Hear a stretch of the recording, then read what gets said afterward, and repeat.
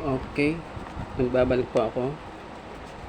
Ako po si Labas para po magbigay sa inyo ng tips.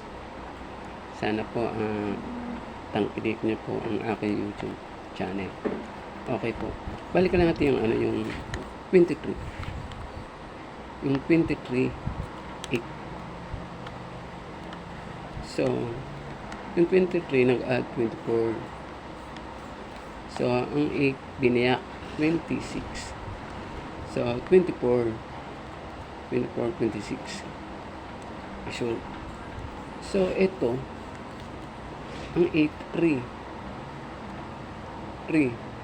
equal 21. So, ito, gagawin natin 28. Equivalent yan 28. So, ito, kasama na ito 15. Code nito 10. So ang 10 equal 19 equal to 8. Sa 28 21 or 10 to 1. Ayan lang po. Salamat po.